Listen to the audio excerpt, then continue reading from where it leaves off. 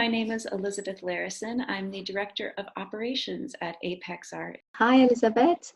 Hi, everyone. I am Anahita Rezaallah. I am an Iranian architect and independent curator from Tehran, Iran, currently based in Milan, Italy. And how are you related to apexart? I am among the international open call winners for the 2019-2020 cycle of apexart. So Anahita, can you tell us a little bit about the key themes of your exhibition, how you came to the ideas, and why specifically Tehran is the right place for you to present your apexart exhibition? Okay. Our exhibition addresses the gender-based inequalities that women in addiction recovery are facing in Iran. The main idea was asking Iranian female artists to design textile-based installation and make them in collaboration with women recovering from addiction and abuse. Mm-hmm. Well, I think the main reason we chose to work on Tehran was because we are from Tehran, and it was always our passion and concern with Elnaz, the other curator of the exhibition, to work there and to work with women in Tehran. I have to say, I think it's really great how you both approach this project, and it's been such a pleasure to work with you and Elnaz. And I know that we've had so many hurdles along this journey. I know that when we first received or were following the juror votes for the open call and saw that an exhibition in Tehran was coming up to the top ranks, we talked to each other internally and said, can we really do this? For the first time ever, we were like, what should we, do we tell them that we just can't because of sanctions? We don't know the rules. We don't know, we've never been in this sort of situation before, but we agreed to take it one step at a time. Yes, you won. Yes, we're going to do everything that we can. And it took so, I have to say, I really appreciated your patience and faith throughout this process. We had to apply for special clearance from the Office of Foreign Assets Control in the United States State Department and the Department of the Treasury. And it took, I want to say 6 months. Does that sound about right? Yeah, it took for a long time. And I have to say, we appreciate your effort very, very much, because we didn't give up, but you didn't give up either. That meant a lot to us, because I personally believe, because art should be beyond all of this, political problems, and I think we proved that it can be.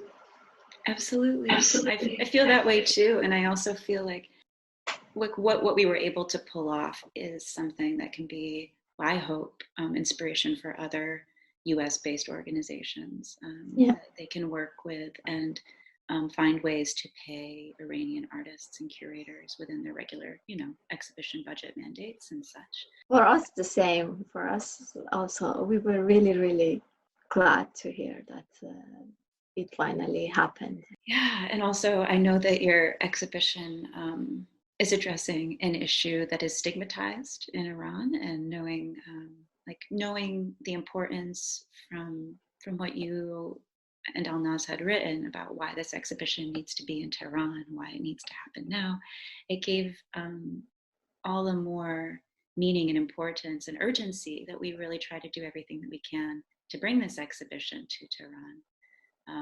And I wanted to ask you, as part of that process, I know that you had to, find a venue, you had to find a printer of the exhibition brochure locally in Tehran.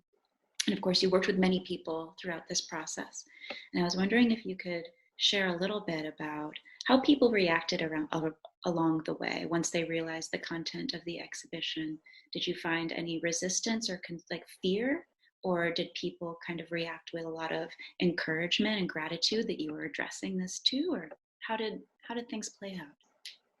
I think we received different type of reactions, some really positive, helpful, and some, I would say, because also not only the problem of being the issue of women in addiction being a stigma Mm-hmm.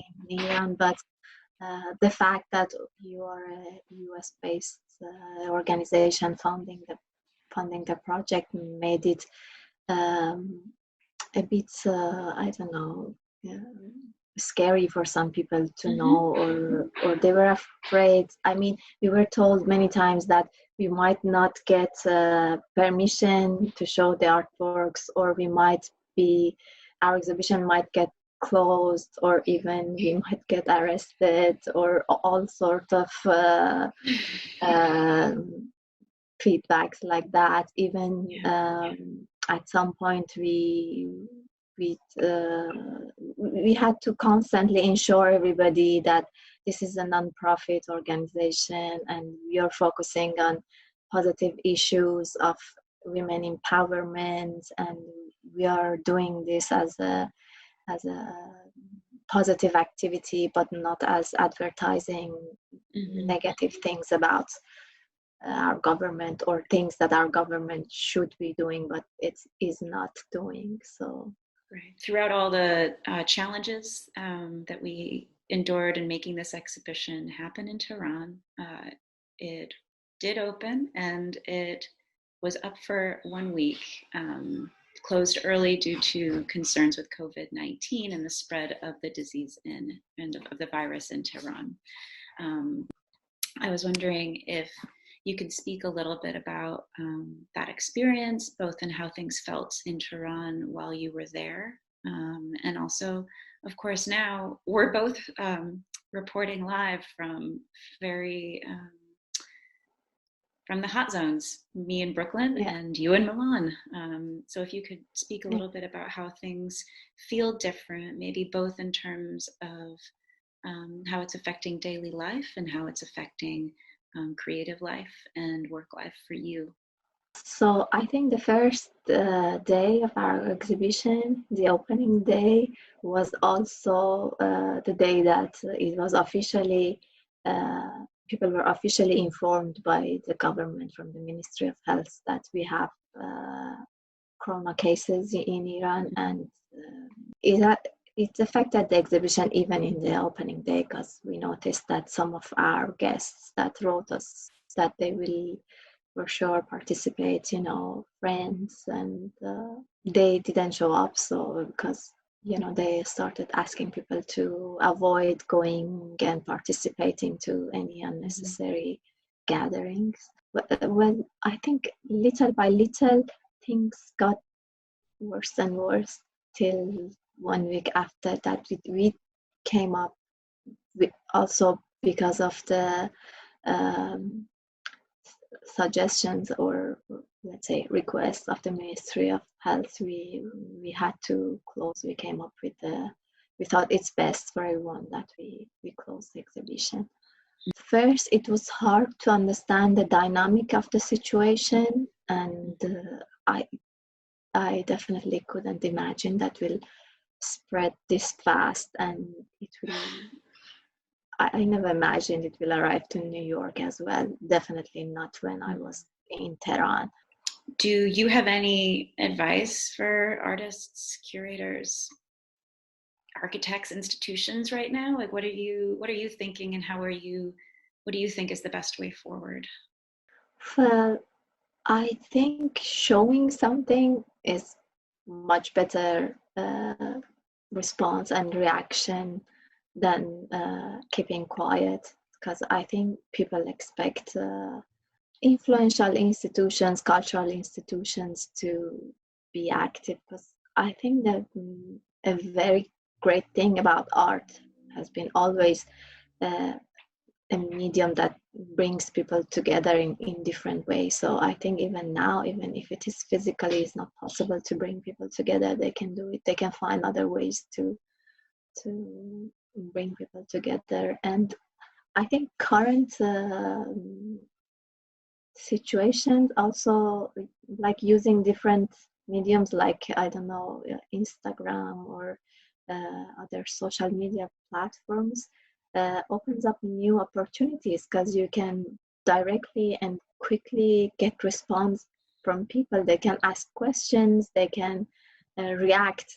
I think that's very precious, because maybe people come and see an exhibition, but they don't really talk to you at the moment, or they don't say anything. But while things are live and online, you get a lot of reaction back, so you know what people want and what they don't. And I think that's very interesting. I think you're onto something where it's important to use the resources and the conditions of what we're all facing now to our advantage. And I know that some artists probably hate the idea of bringing their work to social media because it's meant to be experienced under, very specific conditions. But you know what? Part of art and creativity and ideas is all about responding. Yeah, exactly. They're responding to the conditions and the variables that we have before us. Yeah. Thank you so much, Anahita, and best wishes to you and all your loved ones. Thank you very much for giving me this opportunity to talk to you a little bit. And I wish you and everybody who listens to be safe and healthy.